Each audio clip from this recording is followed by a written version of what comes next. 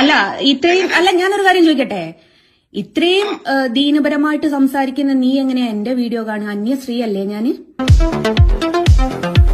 ഞാൻ പറഞ്ഞില്ലല്ലോ, ഞാനും പറഞ്ഞില്ല നിങ്ങളുടെ നീ എന്ത് വിചാരിച്ചിട്ടാണ് വീഡിയോ പുറത്തിടുക? ഞാൻ ഏതായാലും നിയമപരമായിട്ട് മുന്നോട്ട് പോയിട്ടുണ്ട്. നിനക്കെന്താടാ? ഞാൻ എങ്ങനെയോ ജീവിച്ചോട്ടെ, നിന്റെ ചെലവിലാണോ ഞാൻ ജീവിക്കുന്നത്? അല്ല, എനിക്ക് ചോദിക്കാനുള്ളത് എന്റെ കാര്യത്തിൽ ഇടപെടാൻ നീ ആര്? എടാ, നിനക്ക് ചോദ്യത്തിന് ഉത്തരം തരാൻ ഞാൻ ആര്? നിന്റെ തള്ളയോ? ഇനി പറ, ഞാൻ കേക്കട്ടെ. ഹലോ ഹലോ, അല്ലേ? അതെ. നിങ്ങൾക്ക് എന്നെ മനസ്സിലായി കാണുമല്ലോ അല്ലേ? ഇല്ല, മനസ്സിലായില്ല. ആരാണ്? സാർ, എല്ലാം തകർന്നു.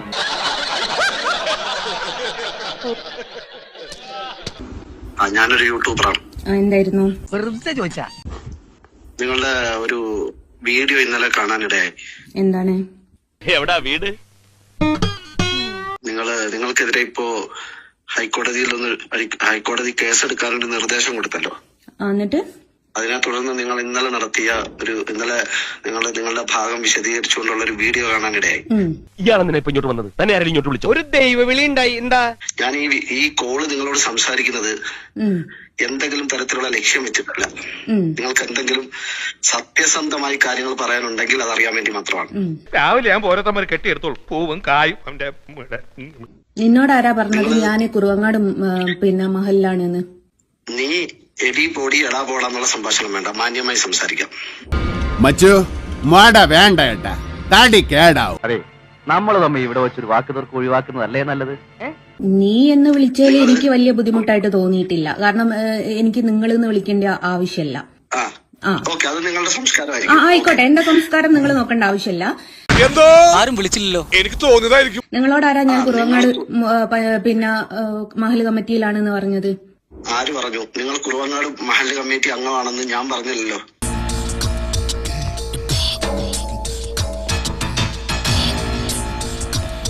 നിങ്ങളല്ലേ ഏതൊരു ഒരുത്തനെ വിളിച്ചിട്ട് വോയിസ് പുറത്തു വിട്ടത്? നിങ്ങൾ കുറുവങ്ങാട് മഹല്ലിൽ അംഗമാണെന്ന് അദ്ദേഹം പറഞ്ഞിട്ടില്ലല്ലോ. അല്ല, നിങ്ങളും അദ്ദേഹം കൂടി എന്നല്ലേ എന്നെ മഹല് കമ്മിറ്റിന്ന് പുറത്താക്കാൻ നിൽക്കുന്നത്? നിനക്ക് പറ്റുമോ എന്നെ പുറത്താക്കാൻ? നീ നല്ല ചുട്ട മറുപടി കൊടുത്തോടാ. ചുട്ടു കൊടുക്കും ഞാൻ.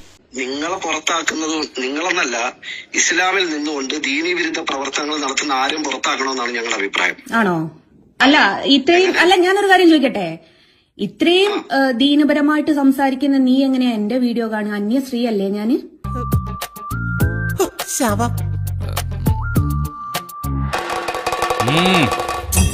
ഇങ്ങനെയുണ്ടോ വൃത്തികെട്ടവന്മാർ? അത് ശരി. അപ്പോഴേ അല്ല, ഇതിനുള്ള ഉത്തരം തന്നിട്ട് നീ മുന്നോട്ട് സംസാരിച്ചാ മതി. അല്ലല്ല, നിങ്ങള് ദീനീ വിരുദ്ധ അല്ല, പ്രവർത്തനം ദീന് സംസാരിക്കുന്ന നീ, ഞാൻ അന്യ സ്ത്രീ അല്ലേ? എന്റെ വീഡിയോ നീ എങ്ങനെ ചെയ്യുന്നു? എന്ത് കാരണത്താൽ നീ ചെയ്യുന്നു? ഞാൻ അന്യ സ്ത്രീ അല്ലേ? അന്യ സ്ത്രീയുടെ വീഡിയോസും അന്യ സ്ത്രീകളുടെ മുഖത്ത് നോക്കരുതെന്നും ഈ ദീനിലില്ലേ? പിന്നെ നീ എങ്ങനെ യൂട്യൂബിൽ ഇത് ചെയ്യാ? എന്റെ ഓർക്കം പോയി. എത്ര സമയം സംഘടന തുടങ്ങിയിട്ട്? കുറച്ചു നേരമായി. ഞാൻ കുറച്ച് ലേറ്റ് ആയി പോയി. നീ ഇപ്പൊ ദീന് സംസാരിക്കുന്നുണ്ടല്ലോ, നീ അന്ന് സംസാരിച്ചതൊക്കെ സത്യാണോ? കള്ളത്തരം പറയുന്നത് നിന്റെ ദീനിൽ പറ്റൂലേ? എന്താണ് ഞാൻ കള്ളം? അല്ല, ഞാൻ എങ്ങനെയാണ് കുറുവങ്ങാട് മഹല് കമ്മിറ്റിയിൽ വരിക? ഏതോ പെൺകുട്ടി വിളിച്ചിട്ടേ സുഖാണെന്ന് ചോദിക്കുക. സുഖം വേണോന്ന് ചോദിച്ചില്ലല്ലോ. ഞാൻ പറഞ്ഞില്ലല്ലോ, ഞാനും പറഞ്ഞില്ല നിങ്ങളുടെ മഹല്ല്. നീ എന്ത് വിചാരിച്ചിട്ടാണ് വീഡിയോ പുറത്തിടുക? ഞാൻ ഏതായാലും നിയമപരമായിട്ട് മുന്നോട്ട് പോയിട്ടുണ്ട്. നിനക്കെന്താടാ?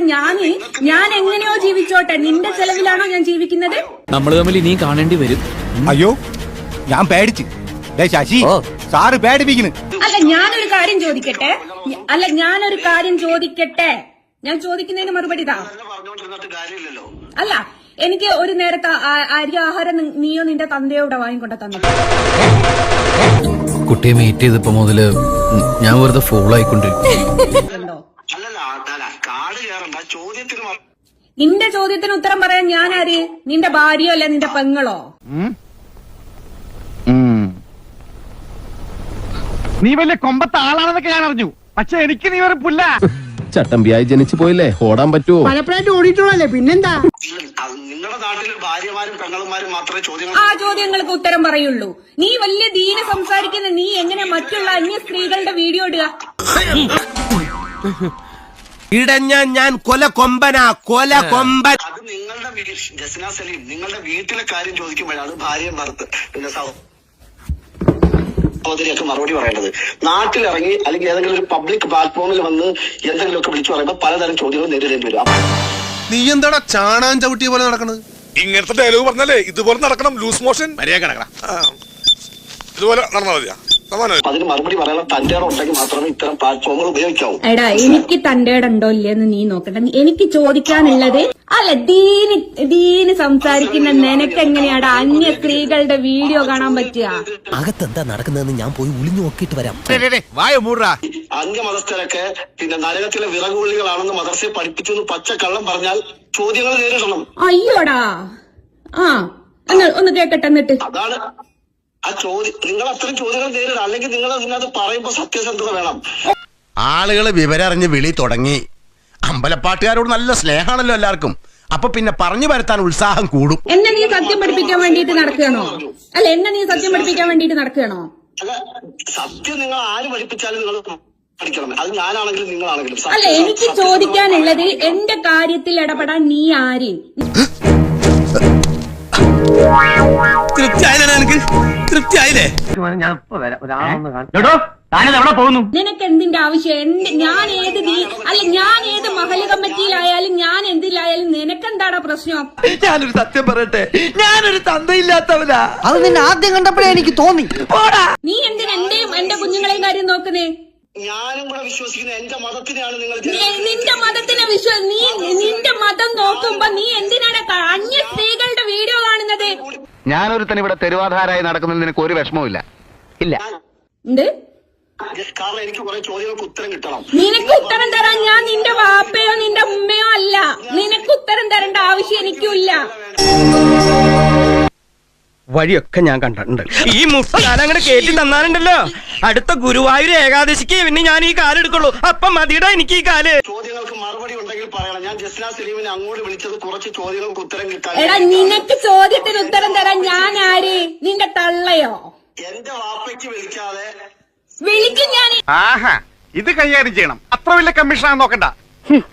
നീ മതം സംസാരിക്കുന്നുണ്ടല്ലോ, ഈ ഇത്ര വലിയ മതത്ത് കിടക്കുന്നവൻ എങ്ങനെയാടാ യൂട്യൂബ് ചാനൽ തുടങ്ങുക? ഊതിയതാ നീ? എങ്ങനെയാടാ അന്യ സ്ത്രീകളുടെ വീഡിയോ ചെയ്യാ? എടാ, മതം പറയുമ്പോ എന്തെങ്കിലും ഒരു കാര്യം വേണം. ഇനി മേലഞ്ഞം വിളിച്ച പോരെ കേറിയിട്ട് ഞാൻ തല്ലും കെട്ടിക്കോ. കീഴടങ്ങി കൈ പൊക്കാ പിന്നെ വെടിവെക്കരുത്. ഞാനാണ് പറയണത്. അടുത്ത നാട്ടുകാരുണ്ട്. വെറുതെ സംസാരിച്ച് അടി വാങ്ങിച്ചാൽ നീ കയറി പോകത്ത്. ഇനി മേലഞ്ഞം വിളിച്ച പോരെ കേറിയിട്ട് ഞാൻ തല്ലും കെട്ടിക്കോ. നിങ്ങളുടെ തല്ലു കൊള്ളാൻ ഞാൻ റെഡിയാണ്. അയ്യോ പാപം, ഞാൻ ചേട്ടനെ വെറുതെ തെറ്റിദ്ധരിച്ചു. പക്ഷെ എന്റെ ചോദ്യത്തിന് ഉത്തരം പറയണം. എനിക്ക് സൗകര്യല്ല. നീ ആരടാ എന്നോട് ചോദ്യം ചെയ്യാനേ? എന്താണെന്നൊന്ന് കണ്ണൂർച്ചിരുന്നത്? നീ എന്റെ അച്ഛനാവാൻ നോക്കരുത്. ഇനി മേലാൽ ഇസ്ലാമിനെ കുറിച്ച് തെറ്റിദ്ധരിപ്പിക്കുന്ന എന്തെങ്കിലും മതത്തെ മറ്റുള്ള സംഘപരിവാറിന് ഒറ്റിക്കൊടുക്കുന്ന പരിപാടി കൊണ്ട് ജസ്ന സലീം യൂട്യൂബിൽ ഞാൻ വരും. വന്നാ നീ എന്താക്കും? വെള്ളിയാഴ്ച ദിവസമായിട്ട് നീ എന്നെ വെല്ലുവിളിക്കുന്നോടി? എടി തച്ചോളി ഉദയനന്റെ കുടുംബമാടി ഞാൻ. വേണ്ടി വന്ന ഞാൻ വാള് വെച്ച് കളയും. കോരിക്കളഞ്ഞ് നിന്റെ ഊപ്പാട് വരും. കണ്ണോടി. എന്തിനാ നമ്മൾ അങ്ങനെയൊക്കെ ചിന്തിക്കുന്നത്? നിയമപരമായി നേരിടും. നീ നിയമപരമായിട്ട് പോടേ. ഇതിനുള്ള നിയമപരമായിട്ട് ചെയ്യാനുള്ളത് എനിക്കും അറിയാം. കേസ് വരും. ആയിക്കോട്ടെ. സംഘപരിവാറിന്റെ ഫണ്ട് വാങ്ങിച്ച് മുസ്ലിം സമൂഹത്തെ ഒറ്റിക്കൊടുക്കാൻ ശ്രമിക്കുന്ന നീ അടക്കമുള്ള മുഴുവൻ ആളുകളെയും പച്ചയായി വലിച്ചു കയറി സമൂഹത്തിൽ. തനിക്ക് അവനെ അറിയാഞ്ഞിട്ടാ. അവനെ ആന്ത്രാക്സിനേക്കാൾ അപകടകാരിയാ. ഒരു പൂശ വെച്ചോണ്ടല്ലോ പോത്തെ. ആദ്യം മതം തലക്ക് പിടിച്ച മൊയന്റെ